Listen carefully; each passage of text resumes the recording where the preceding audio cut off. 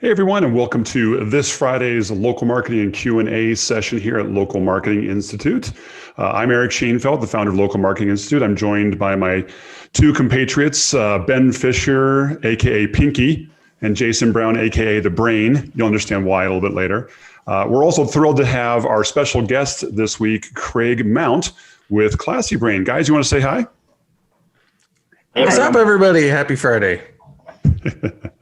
Awesome. Well, we're excited to get started today's session. We got some good things going on. Craig's going to be talking with us about some inbound link strategies for local businesses using PR. Some really good tactics he's going to share with us. And of course, we're going to take as many of your local marketing and SEO questions as we possibly can here. I did also just invite you that if you are following us here on Local Marketing Institute, make sure to go to our website, localmarketinginstitute.com. Sign up for our email newsletter to get the invites to these and other things. Make sure you join our Facebook group. Tons of good folks are there. Craig, Ben, Jason are all out there. And make sure you subscribe to our podcast on your favorite local podcast subscriber. We're still number 3 in Lithuania, guys. Yeah. So that's awesome. I'm thrilled about that. Anyway, and if you're not familiar with why Ben's name is AKA Pinky and Jason's is AKA The Brain. Well, first of all, I think it actually kind of fits well if you ever saw Pinky and the Brain. But Ben's been working with his video setup and he came on and he's a little pink today. So Jason was giving him a hard time about looking a little pink on today's session. So we renamed him Pinky without his permission. Lesson in lighting is test your lighting the night before you're going to do a broadcast. Absolutely right on. Yeah. All right, well, let's get diving in here. Craig, I want to kind of turn it over to you, my friend. You were going to talk about some things you're doing that are pretty innovative, building some inbound links for local businesses using some PR tactics. So why don't you go ahead and take it away, my friend? Yeah, thank you. And I appreciate you for having me on. I'm really excited, to be a part of this again. And I just wanted to, communicate that, link building has always been kind of this source of frustration, I feel like, for our community, because as agency owners know, it's one of the hardest things to scale. And the reason why it's so hard to scale is because the results are so variable. And I had been performing, like I said, a couple, tests in outreach because I was very fascinated with this concept of links being more than just, we tend to view links as just this thing that passes link equity. When we're thinking about link building, it's like, oh, do you have, 5 links with this anchor text that have, that are from a DR, a domain with a DR of 30 plus, right? And this is kind of how link building has been thought of for a lot of time, but I kind of had these ideas that links could do some cooler things. They could have more, play a bigger role than just, the passing link equity role. And so what I did was, I started to look at link building through the scope of earned media. I feel like earned media is something that outreach, and Eric, this is your field, right, too. Outreach and earned media and link building are becoming very similar. There's almost, at what point in time, are they different? The lines have become so blurred anymore. And so earned media links specifically, they can get you partnership opportunities, social proof, they can get you business. They can get you traffic to your website. I've seen them attract investors, depending on where the link placement is. And to me, that is more so where link building should be headed, right? And so what I did was I had a local peanut butter company that was just it's called Nerdy Nuts, right? It was based out of Rapid City, South Dakota. All we did was farmers markets. And I thought to myself, is there a bigger audience here if we just thought bigger, right? And so what we did was we ended up creating, through earned media, we ended up creating different peanut butter flavors based on the presidential candidates at the time. So this was in 2019. So we had Bernie Sanders, Joe Biden, Elizabeth Warren, and Donald Trump. And we created peanut butter flavors for each of those. And we reached out to 200 different news outlets. And it actually ended up getting picked up by Jason's favorite news station, Fox News. And we were actually not only on Fox News, Fox Business, we were on the 5, a Fox show. And it was really interesting because in that same day, just like like I said, a local peanut butter company, we ended up selling $20,000 worth of peanut butter. And so that's when I knew that we had been looking at link building all wrong. And so we kind of further, expanded this throughout the year. And, we tried what I'm trying to say, if I could boil this down, is that link building is a lot easier than previously thought. I look at link building as more of a mentality issue anymore. We're just not thinking big enough. We're not reaching out to the right, stations. And I think the last thing that I want to say is, just in October, the same peanut butter company, Nerdy Nuts, they were featured in this news publication called The Hustle. And forget the $20,000 from the Hustle coverage, we actually ended up selling $180,000 worth of peanut butter. So, placement matters, position matters. And the other interesting thing is that, local companies around the United States have been doing this for a long time. I've long talked about Jim Adler, the sledgehammer, who was on Last Week Tonight with John Oliver. He's a personal injury attorney that welds a sledgehammer, and he goes face to face with these semi trucks. And, people love that stuff, right? And so, like I said, link building anymore, it's very easy to get into these publications. I've found that it's just a mentality issue for local businesses. Local business owners aren't thinking big enough. And the last thing, I guess I have one more thing that I want to say. Everybody wants to rank position 1 in SEO. I think about this all the time. We have customers and people who watch this show, everybody's thinking I want position 1 for the XYZ keyword phrase. And the interesting thing to me is anymore, I just keep thinking why do people deserve position 1? What resume do they bring to the table to get hired for a position 1 spot? Are they doing exceptional things in a local market? Are they doing things that deserve a position 1, in their local communities? And that's, like I said, the lens that I feel I'm looking at link building through these days. I love that. I have a question off the bat here. So first of all, ignore Jason. It's not fake peanut butter. This doesn't give you a hard time. First of all, Nerdy Nuts has become kind of this inside thing in the local marketing space. Everybody loves it. My personal favorite is I think it's the cinnamon roll. Dude, yeah, that's awesome. That's awesome stuff. Yeah, that's a very good one. Yeah. Question though, I have for you here, a couple questions. So one, Nerdy Nuts is great because it was a local business, but that also wound up having an e-commerce component. So that when you got this kind of this great coverage, whether it was from Fox or from the Hustle or whatever, obviously you were able to play off of that big time.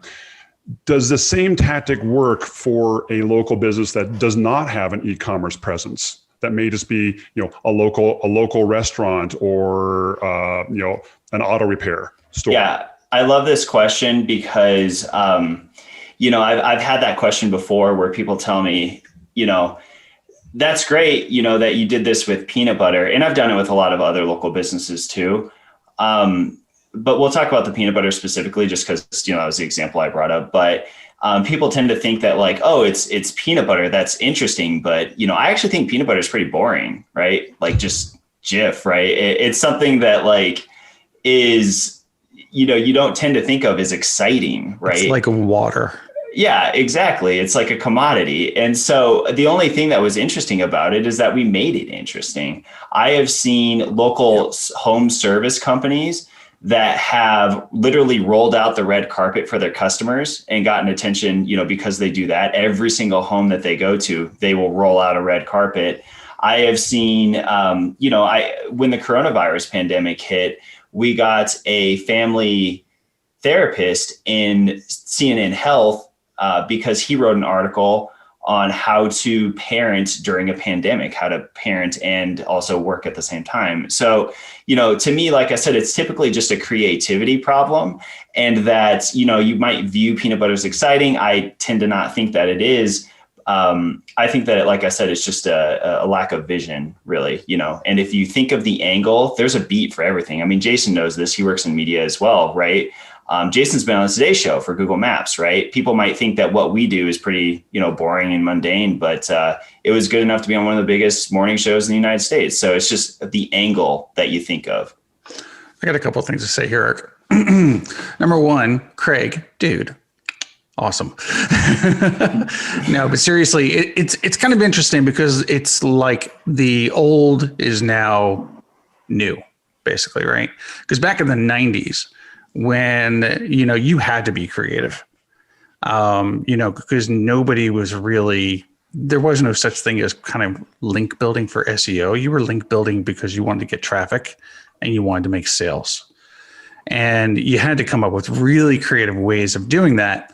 Like one radio station I worked with back in the 90s, the Y2K was coming right around the corner. So we did a full Y2K Volkswagen Bug that was fully wrapped.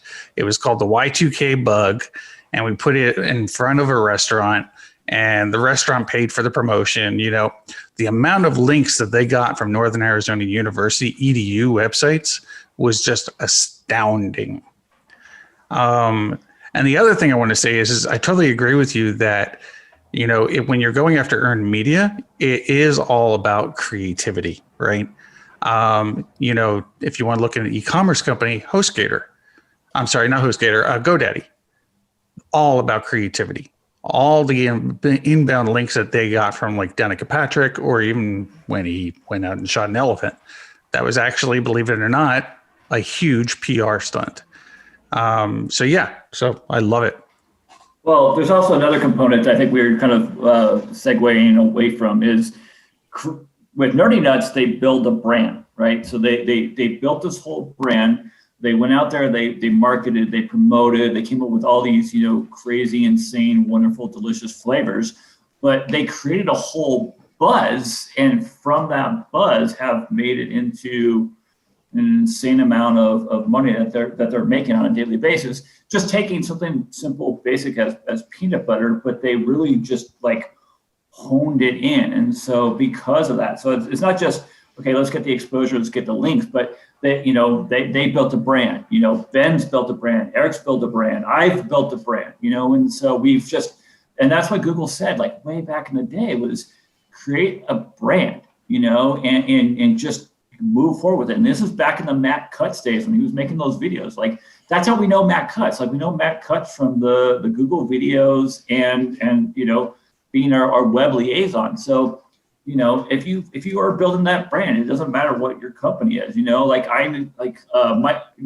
California we have Mike Diamond, the Smell Good Plumber, right? Like that's their thing, is that they always come to your house smelling good. So it's just, you got to find that one little thing that's just going to help set you apart and make you different, and just build that brand and capitalize on it.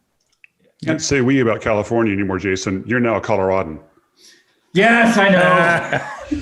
I know. It's going to take me a while to become, full Coloradian. Oh, social.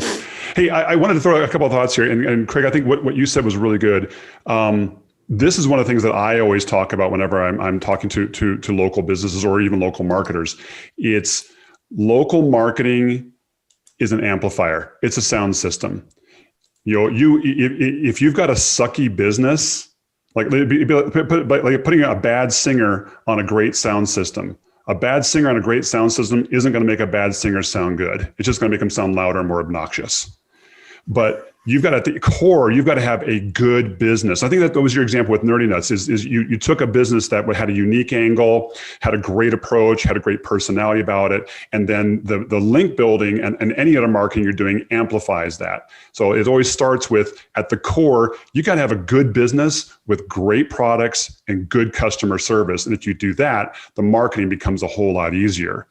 Yeah, that. I mean, that is true. That we did put a lot of effort into, I read a lot of Jay Baer, Daniel Lemon for like customer service. And, like I do, like Nerdy Nuts does have good marketing fundamentals, just being in the space. And it's another story brand. Yeah. And yep, we built a really big, Jason brings a strong point in the, I think Ben brings a strong point in what in PR earned media we call the ripple effect, which is like if you do things like the Y2K stunt, it becomes easier to get future placement at later points in time because you've already had that initial placement. They know who you are. Jason brings a strong point, in talking about, sorry, I'm drawing a blank. Jason, what were you just referring to? I want to make sure. Building a brand. Yeah.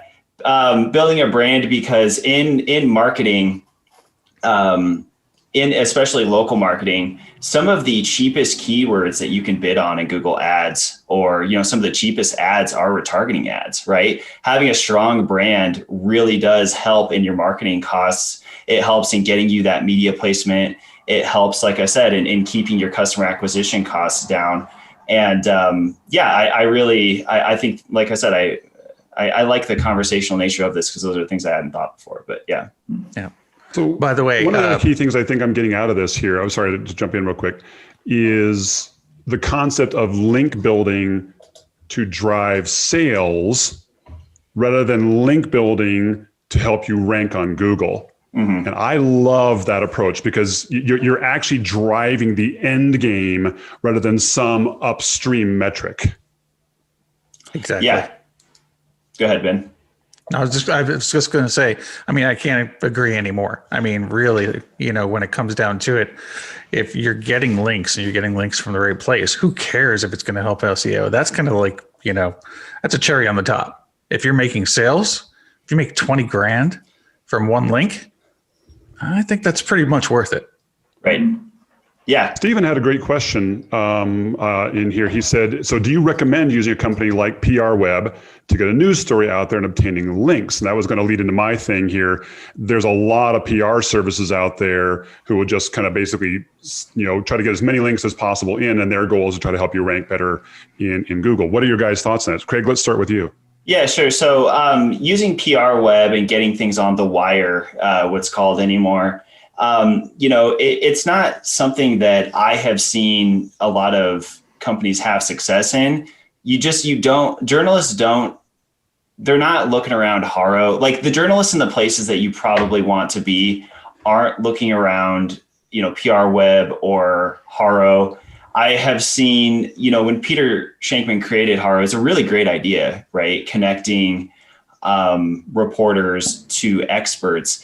But Haro tries to make, everybody an expert, and it makes everybody a journalist. So you really don't get a lot of you're not going to get the New York Times or, Fox News or CNN or anything like that in any of those places. So I think that using these syndication services, they're relatively inexpensive, but I don't see the value in it because I look at it from a time component. Typically, it's a lot easier just to reach out to a reporter with an interesting angle than it is to draft a press release, submit it on the wire. It's almost the same amount of time, but it's like, what are you using that time to do? What kind of results are you actually looking to get? So I feel like the days of the wire are over. So yeah, Jason, I completely agree. I used to use PR Web back in the day. It used to be really wonderful. Google doesn't really count those links anymore, so they've discredited it because they know that it's just so easy to go out and do it. So, but yeah, like Craig said, that's exactly what I did. That's how I built my brand as Review Fraud and the spam or unofficial sheriff of Google. It was just, I saw a news story. I reached out to the reporter and I said, hey, I saw you did this news story about this company. Did you know that they're faking their reviews? And once I got one of those and I hit, basically I just had to email 3 different reporters, and next thing you know, all these reporters were contacting me. So I was able to,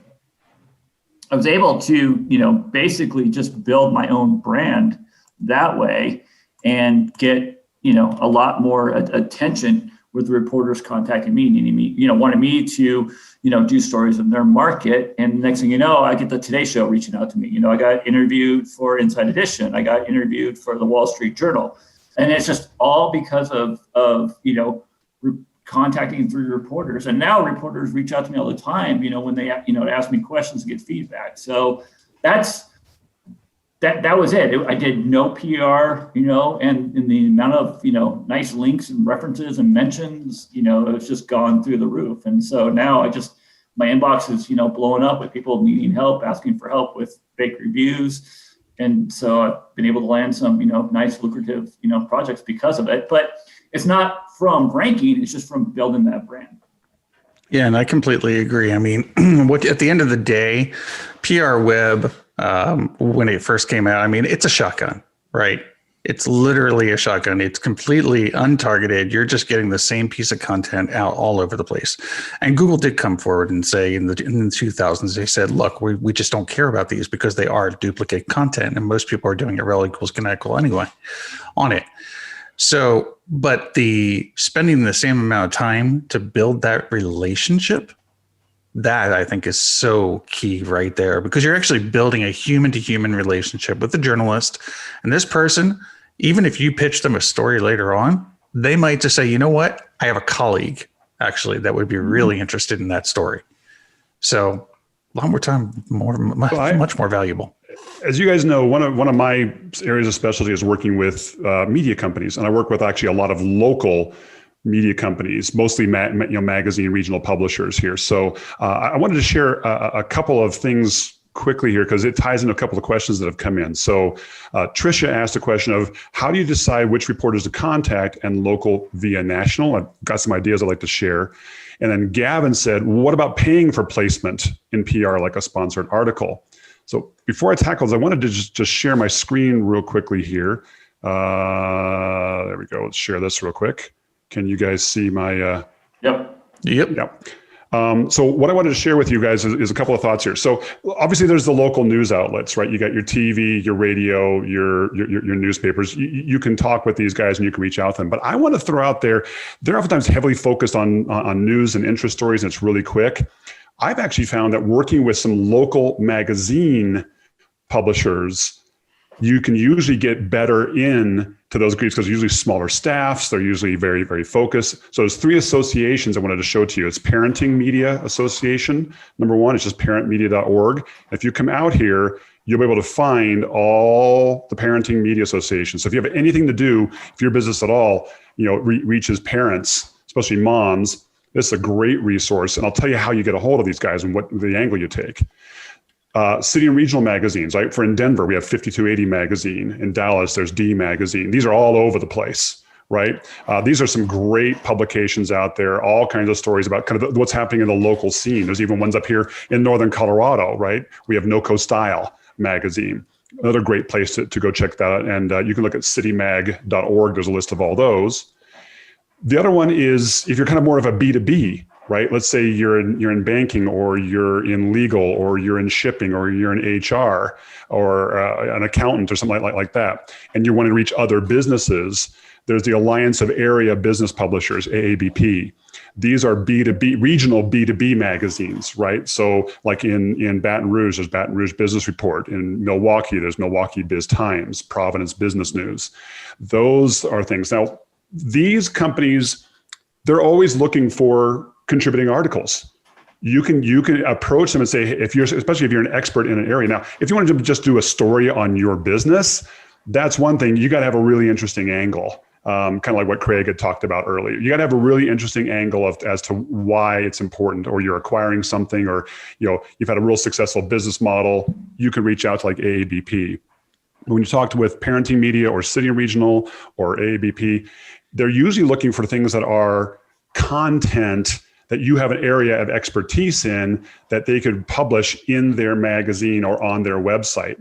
And typically when they do that, you'll get exposure in a magazine, exposure in the website, exposure in their email newsletter, and oftentimes they will include a link back to you and your company as the author of that article. Now, this is different than paying for placement in one of these things like a sponsored article. A lot of these companies will have sponsored articles. You could just buy one out there. This is beginning to cross that whole, okay, are you buying a link? Are you doing an article? It's beginning to push those boundaries.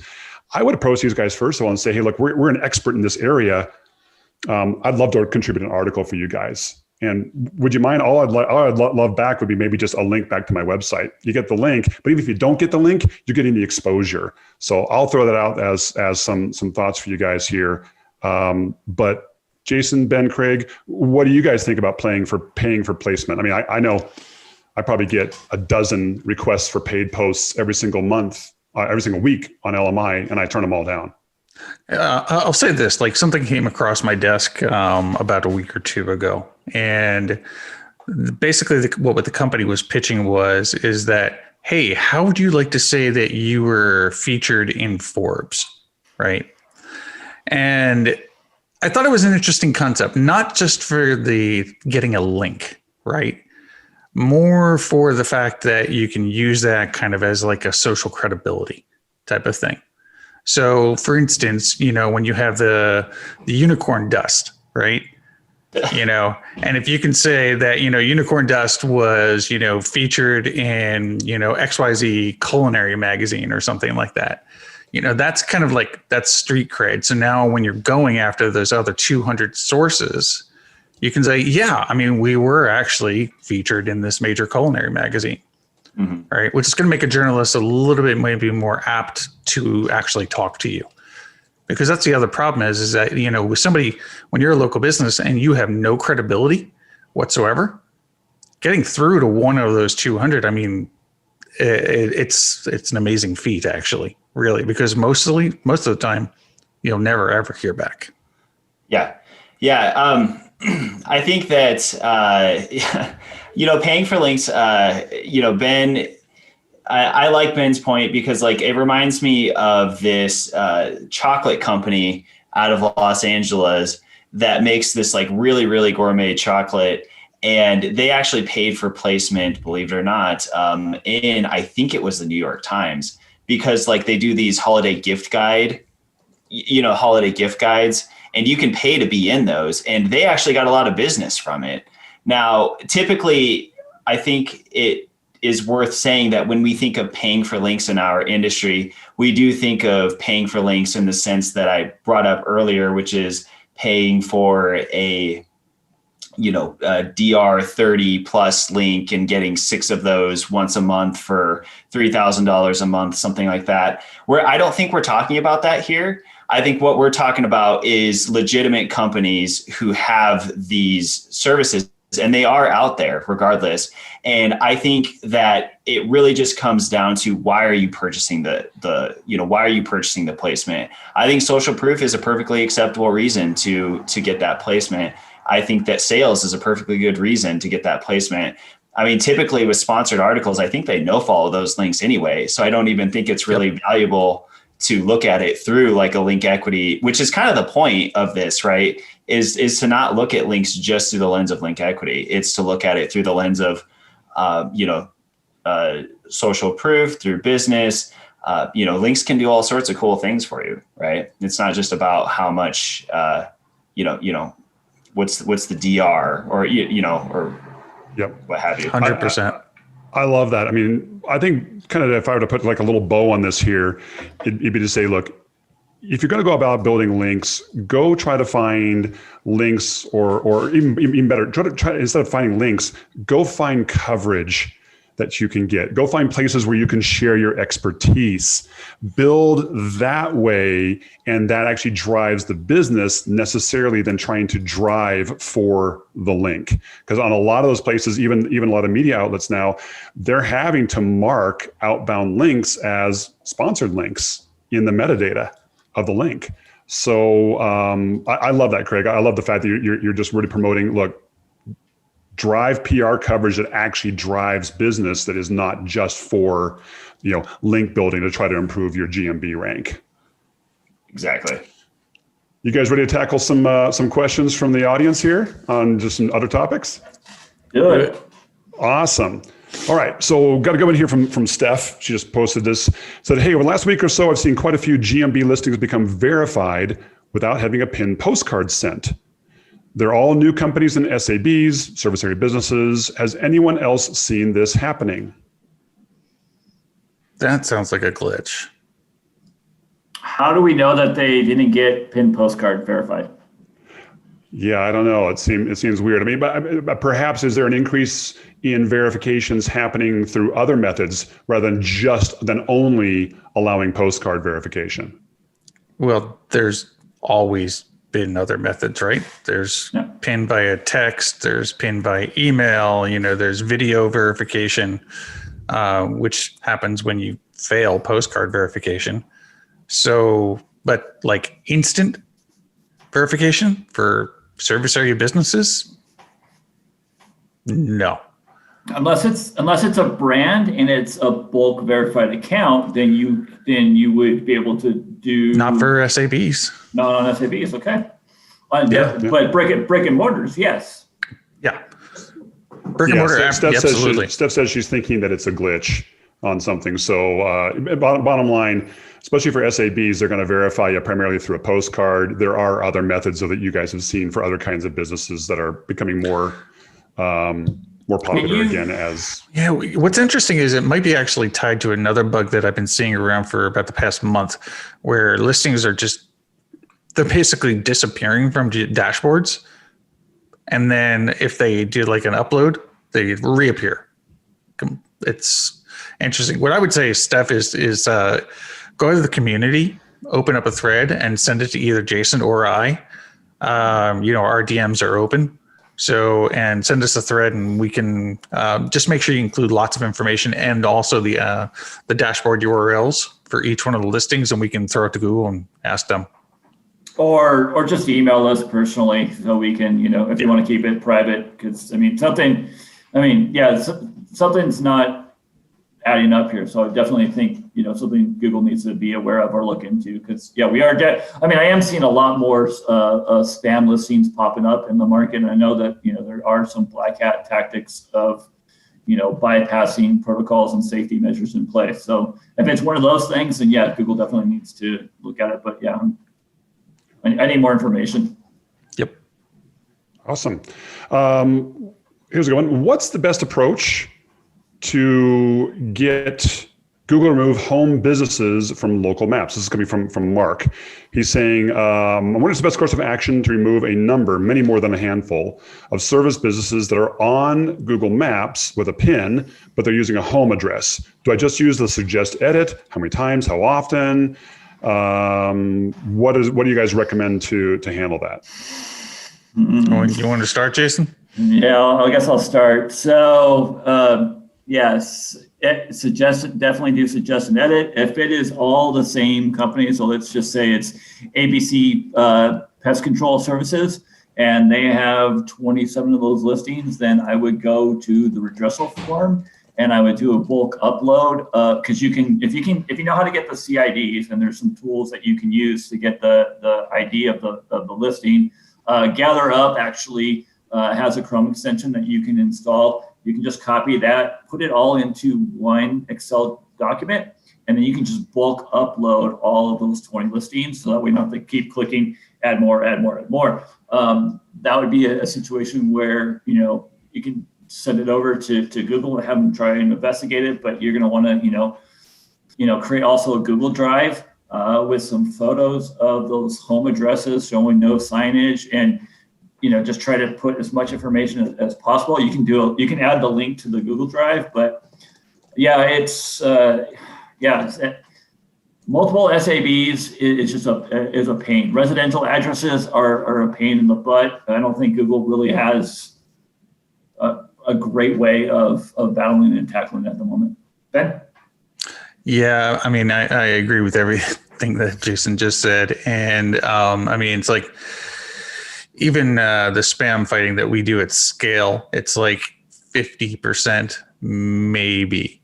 If we're lucky, they'll remove homes that are showing their address. And the primary reason for this comes down to how basically Google has to balance privacy. And guidelines are guidelines. They're not rules. So that's a huge thing that people don't understand. So follow the advice Jason just gave you. And the only thing I'll add to it is when you're doing that suggested edit, mark it as this place is not open for people to visit. I forget the exact terminology on it because it's new. But Basically, I think it's not open to the public. I think is what it is. Right. Not open to public. Yeah. Now, if it's something that where you've identified that, say, the phone number doesn't actually go to that business, maybe it's a lead gen company, which is more than likely, then what I would do is you could basically mark it as misleading at that point as well and see if they'll take it out. And the other thing is if it does have reviews attached to it, they are going to definitely be harder to get rid of. However, on the flip side of that, if it shows claim this business or map marker is approximate, then you can absolutely get rid of those by what that doesn't exist. All right.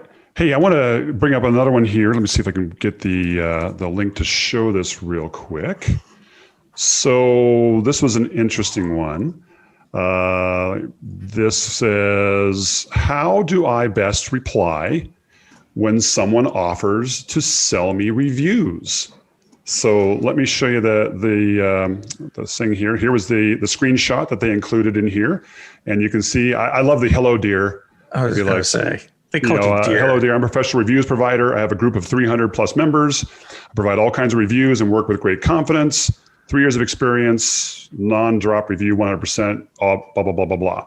So I have seen these come up before. I've received them before as well. I'll throw out my thoughts. I'd be curious to get your guys' thoughts on this. Number one, don't reply. Don't reply at all, because once you do, you're now on the hook, and there's all kinds of ways that they can reel you in and basically do extortion, both negative and positive. Extortion on that. So my recommendation, this one happened to come on as a Facebook message, is number one, you can open up that person on the messages. You can just open it up and you can actually click this little link here. I don't want to hear from this person. And then you can block them. I would block them completely on Facebook. Just don't even bother responding. If you wind up responding, you're now in the game. So, and first of all, you do not want to just buy reviews anyway. That's a whole big problem. So Ben, you want to tackle any thoughts on this one? Yeah, no, absolutely don't reply. You will become a target immediately. I've been also seeing a kind of a pattern where now the spammers are also, they're just going to Google, they're going to Google Maps, and they're messaging local businesses. And they're saying basically, hey, you want to buy 50 fake reviews, we'll go ahead and get them for you. We've got mobile devices, unique accounts, guaranteed to stay. It's you don't want to engage with these people whatsoever, especially if they're coming through GMB messaging, because they are absolutely on your profile. And if you reply back, sorry, not interested, they're going to be like, oh, okay, well, I guess we'll just bomb you and then you can buy our review removal service. Yeah, exactly. Craig, any thoughts on this? Have you run into this? Yeah, I mean, I was looking at it. I'm like, this guy's not even that great of a salesman. Like, he's not even targeting like the reason why you buy reviews, right? Which is not just the rating, but the review text, right? Which is the, very important, right? The keywords within the review text. But I actually didn't know about the review bombing, and then selling review removal services. That sounds like an absolute nightmare to deal with, because I have submitted, I've submitted fake review reports to Google, escalate, flagged them in the dashboard, wait 2 to 3 days, escalate. Those are not easy to remove all the time. And it's very time consuming. And unless you're somebody like a Jason or a Ben, it can, it's difficult. I don't can't see it. Can't really see it, Ben. Yeah. Start talking. Yeah, we get it. Oh, well. Anyway, I was going to say, I know of a guy who got one of those offers. He said, sure. Yeah, I want some reviews. They're like, okay, we just gave you some reviews. Now you owe us $2,000. He's like, what? And so I think he paid him $2,000, and then he says that they gave him more reviews, and next thing you know, they were like trying to get like $6,000 from him. And so he got a bunch of positive reviews, and now as he's trying to negotiate with them, he's now afraid that they're going to change those 5-star reviews into 1-star reviews, and so now he opened up Pandora's box, and so that's what people don't think about is you don't know who's on the other side of the screen, right? Like you don't know who they are, you don't know. And if they do have all these accounts, I mean, and they're, obviously they don't care about, about laws and legality in terms of service.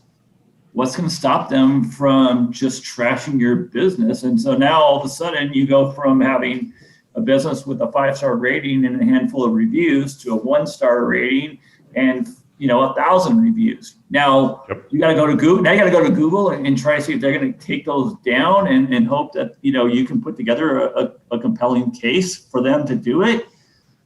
You're leaving too much to chance, and it's not worth the risk when you could just as easily send your customers an email and ask them to leave you a review.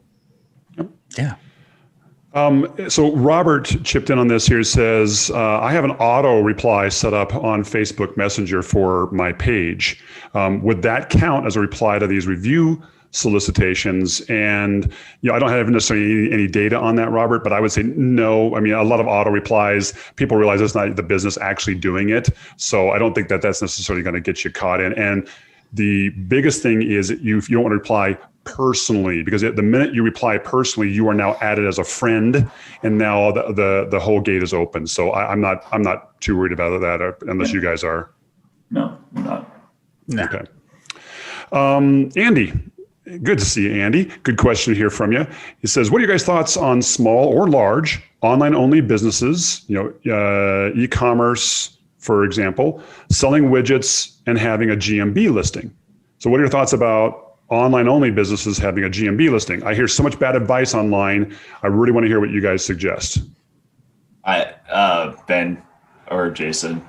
I mean, Ben. So if you don't do business locally, you should not have a GMB. If you are online only, then that is against the guidelines. And actually, that's a rule. So that's not a suggestion. Yeah. Now, go ahead, Ben. I was just going to cap that off with, now, if you're like Craig, where you started as a local presence, farmers markets, going out and actually selling, then it's okay. But if you're online only. Well, and the thing I was going to say is I have an e-commerce business, and, we don't have a Google My Business listing, just typically because there's really, what's the value of it? We do have places that are eligible for listings because we can see customers technically, but I don't want customers walking into a manufacturing facility, right? So, or a distribution center. So it doesn't make any sense to have a customer there. I have also alternatively I've seen the rise of these Uber style companies that provide services to homes that have, there'll be like the Uber for lawn care or something like that, right? And they will be service area businesses that are spread out across the United States. Those aren't really eligible for listings either, right? And so even if you do perform services on a local level, you can still not be eligible for a Google My Business listing. And Ben's right. That's one thing I want to reiterate. That's it's not one of those weird Google double speak lines in the guidelines that we see every once in a while.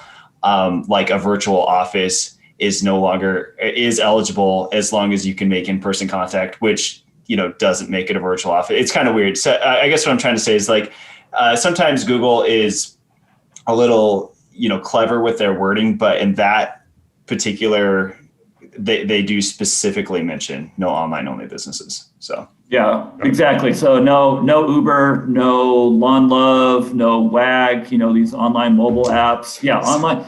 It's just it's not allowed. So you forget trying to do that. And then I think, and that's the thing is Ben and I do a lot of consulting with people that want to have be online businesses and just have a presence in every single geo-targeted market area. And we have to just come in as the experts that we are and say, look, this is what's in the guidelines. This is what you can and cannot do. A lot of the time, and like we said last week, and I said this last week, and we had a nice discussion about it, but I mean, you're really doing yourself more of a disservice trying to create a local presence for a nationwide business than you are just focusing on nationwide. And Craig said it, brilliantly. He doesn't want people coming in to his locations, his manufacturing and distribution centers, trying to pick up peanut butter in order. So think about what's going to serve you best. I think there's also one flip side to this that I'll just mention really quickly, Eric, and that is that usually the motivation behind an online store to want to even have a GMB is because they want to show off their reviews. That's it, usually. And that's just not a good enough reason. There's so many other ways that you can get reviews. There's so many different platforms that you can get reviews on, so is somebody going to look up, BJ's Widget Company in, Kansas? No, they're not going to. So in that case, your local marketing efforts are basically wasted. So getting back to the building links using PR question here, this is an interesting one. It says, hey, I've created an interesting article for my local business that I think is newsworthy. I'm thinking of using PR Newswire to get this sent out to a local city where my business is located. They sent me a list of distribution outlets, which include a lot of small local magazines along with the New York Times. I don't have time to reach out to a bunch of these newspapers myself. I have no relationship with any of these newspapers. Not sure how to proceed. Let me throw you my thoughts with that. Okay. Newspapers get, the press releases that come through the newswire that are applicable to them, there are thousands of them every single day that they come through, right? I used to be the senior VP of digital for HarperCollins Christian Publishing. We used to talk about, we used to have authors all the time saying, how do I get published? How do I get published? Can I send you my manuscript? Literally, as a publisher, you would get hundreds of new book proposals every single day, almost. And we finally, you finally told authors, like, we'll ignore them. Go through an agent that we know, and that's how you can get in and how you get published. It's the same thing with these news outlets. I don't care whether it's a news outlet, I don't care whether those local magazines that I showed you. Take the time to build a relationship with the right local media organizations that apply to your business. If you don't have time to do it, or your marketing company doesn't have time to do it for you, don't bother with it. Because honestly, if you're sent out by a PR Newswire, hoping it's going to get picked up by a local media outlet, you got basically a snowball's chance in hell of that actually getting picked up. I'm not saying it couldn't happen. It's like on Dumb and Dumber. So you're saying there's a chance. Yeah. But it is not very, very strong. So that's my advice to you. Pick the one or two outlets that are going to have the biggest bang for the buck, build relationship with them, and then get them to pick up the article that you'd like to contribute. And get ready to be rejected. So, as much as I've built a brand as, the spam fighter and fake reviews and fake listings, it doesn't matter what all I have done. I still approach reporters with stories that I think are interesting and worthwhile. And, right now is not the time of the season for it. So they're like, well, we're focused on this, we're focused on this. So, you got to be prepared, for, to be rejected. I guess it's the same as like, when you were, dating, you have somebody out, they say no. You have somebody else out, they say no, that, that's how it is. But yeah, figure out where you can bring the most value. Don't just think about, where you're going to get that exposure, but where can you really be a valuable asset and presence, and less about, that what's going to come from it. And one other thing there too is that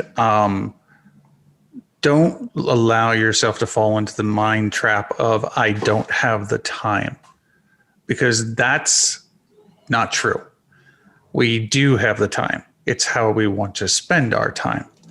So in the case of what Craig did, he has a consulting company, and the peanut butter company was a gig that was on the side, but he still found the time to reach out to those 200 places, still found the time to do the business model, still found the time to come up with creative concepts. I still want unicorn dust. Anyway, Yeah. Just saying. But so, and when, for instance, was building the steady demand brand, actually building any of the brands I've had over the past 20 odd years, is I've always adopted the approach of Leonard Nimoy actually did this.